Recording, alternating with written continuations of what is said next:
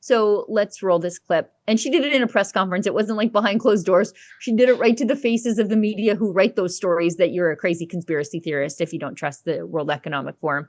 So with Poilievre sounding the alarm on the WEF, it's sort of warning all governments, presumably that would include the provincial government in Alberta, to sort of be wary of this organization. Do you agree with his stance?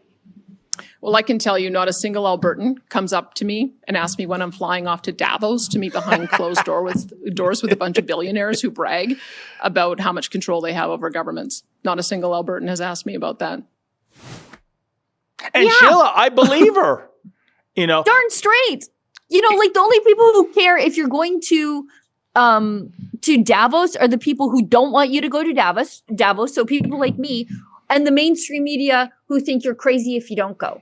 And she's saying, look, the outrage of the Laurentian chattering class and the Laurentian chattering class funded mainstream media is completely disconnected from the reality of normal Albertans every single day. And that's who she answers to. And, good for her. Yeah. And Sheila, the common, argument by the mainstream media, and they're half right, is that, well, members of the World Economic Forum, they have no real tangible policy. Klaus Schwab can't change Canadian law unilaterally. That's true. But here's the thing. When you have this collection of billionaires flying into, say, Davos, Switzerland, oh, by the way, on fossil fuel producing private jets, and they get around a table with the actual real elected politicians, it's all about lobbying. It's all about influencing.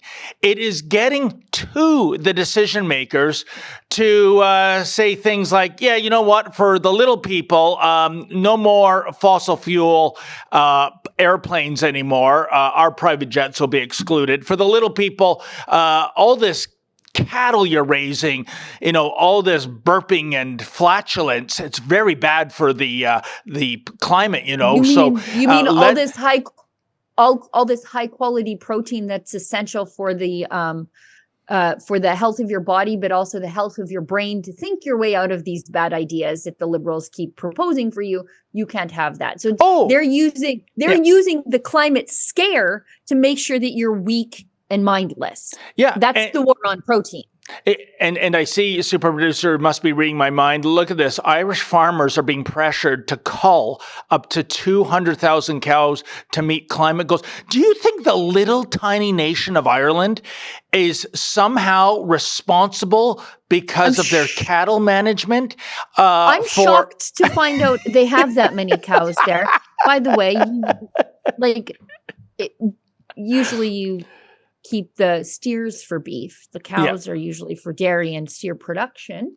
But just to butt in, as you were saying that there, what do you think that does to the cost of beef for the remaining beef that's on the market? Yeah.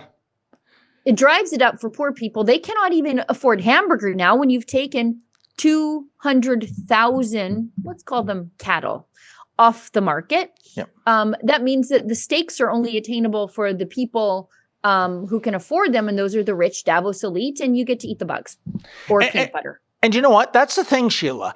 If you guys are going to preach this stuff to us, can you practice what you preach? I.e., can you, I don't know, get on a boat and sail to Europe and then, take the train, hopefully an electrical train to Davos? When it comes to protein replacement, can you put down the filet mignon and start chomping into crickets and mealworms? Just for the just while the cameras are rolling, just to make it look good. They won't even do that, Sheila. That's too much of an ask for these hypocrites. I know. And then they're mad because Danielle Smith calls them out to their faces on it. They're all upset now because this smart, thoughtful woman premier won't come in line under the elite men who seek to control the world. And yet again, the feminists, silent, tumbleweeds rolling past where the feminists used to stand.